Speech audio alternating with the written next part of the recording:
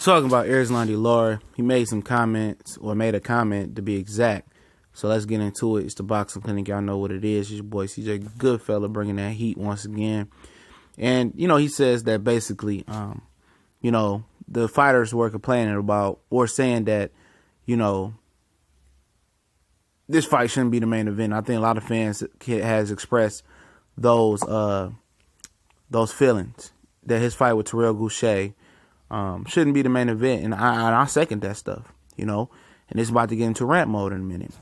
But Erislandy Lara said these guys got to fight me to be the main event, and he feels, and his manager Luis Ducubis, whatever his name is, feel that they think Lara is better than what he is, and I think they think he's more popular than what he is. We understand that Lara is the vet of the 154-pound division. We understand that he does have some skills.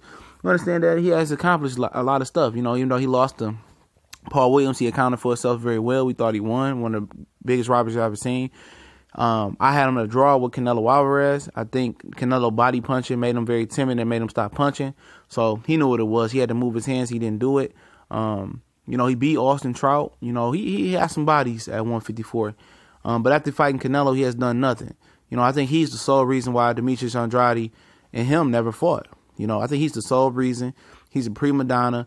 You see how he plays it. He's nice. Started talking shit about Danny Jacobs when he run to HBO and said, "Oh, let's come over to Showtime. You got to come up, break your HBO contract to fight me at Showtime." You think Danny Jacobs give a fuck about fighting Erislandy Lara?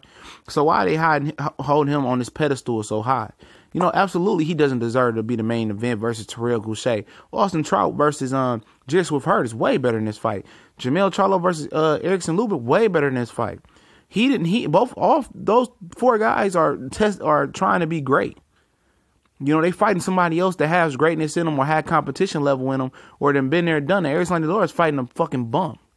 You know, I don't want to call Gausha a bum, but I don't want to call him that. You know, I apologize to him for calling him a bum, but at the end of the day, he hasn't accomplished shit in the sport of boxing. He's basic.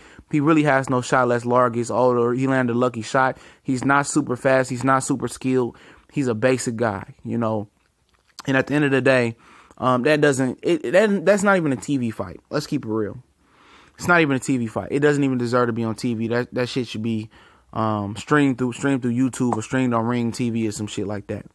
You know, and I ain't trying to, you know, disrespect this man, but I'm just tired of hearing Lara. You know, he runs his mouth more than he runs his hands. He really do. And I was fed up with him after the Vantage Monterosian fight. Now, I'm of the thought, I'm on the train of thought of this, that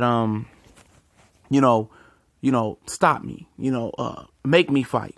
You know, when people say, well, Floyd don't do this, or this guy doesn't do this and do that, or Pacquiao don't, and it's up to your opponent to make you uncomfortable, make you do things that's out of your character to make. It's up to the opponent to make Lara move his hands and make him be more offensive, like Alfredo Agulo did. He made Lara become more offensive. He made Lara sit on his punches, and he got the best out of Lara, offensive Lara. He dropped Lara, and Lara, spit out fire. I won't give him credit for that.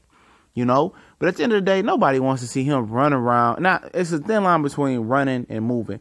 And Lara, he doesn't tiptoe the line. He's a runner. And he pity-pat runs. And the difference between, I put it this way, the difference between a runner and a mover is this. A dude that moves, a guy that moves, a boxer that moves, he has a method behind his madness. When he moves, he wants to set something up, or he wants to get you, feeling those tendencies. Like Mayweather move, and he might move, roll out one way, act like he gonna set up and punch, feint, and then see how you gonna react to the feint and react to the movement. And the next time he makes those same movements, and you don't react or you do react, he processes that in his mind, and then he plays off of that, and then he start peppering you, or then he start doing things and breaking tendencies. Lara just moves to get out of harm's way. He runs to get out of harm's way. He runs to reset. Pity pat, runs, reset. It's the same thing. It's very amateurish type of style. He don't really sit down in his punches. And my breaking point with Lara was the Vantage Monterosian fight. That was a horrible fight. The first fight was horrible. The second fight was definitely an improvement, but it was horrible. And Lara just moves and runs, and he's just not. His competition level is not getting better, but his trash talk is getting better. You know, he talking out all these guys and this and that and this and that. And I'm pretty sure that they could have fought any four of these guys.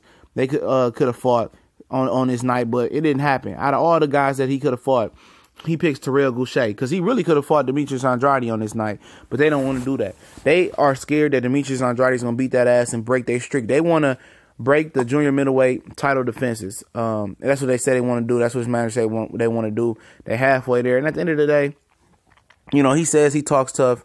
He wants to do this. Him and Andrade was supposed to make a deal this year. He ran off and signed with Terrell Gausha. And the WBA was going to force them to talk, but they didn't force them to talk. Say after this fight they can talk. And Andrade just got tired of it and moved up and moved on. You know, and at the end of the day, Lars want to call out Triple G. He want to call out everybody else, but he's not busting the move. He's not trying to go to 160 and fight somebody else. At the end of the day, his primary objective is to break this junior middleweight title streak, this consecutive title defenses. And you know, tip his hat off to him. But if it's going to be him just taking on, you know, past prime guys and and below mid-level guys, nobody wants to see that shit, man. We want to see one true champion at 154 pounds, and he claims to be the best at 154. But in my opinion, I'm not sure that he's the best. He's the longest tenure. He has a lot of skill, but it seems like he's getting older and losing a step. And he hasn't did shit since the Canelo fight. But fight the same washed-up guys, a rematch with Violence Monterosian, that was terrible to fight. And a lot of people, quite frankly, feel the same way that I feel. Nobody wants to see Lara fight anymore. You know, really don't. I don't care if he fights Triple G or whoever the fuck he fights. I don't care to see the guy fight anymore. You know, even if at the elite level, just hope somebody knocks him the fuck out. I hope Terrell Gausha knocks him the hell out because I'm tired of him. He's a pump faker, and he's everything that's wrong with boxing as well. But we gone.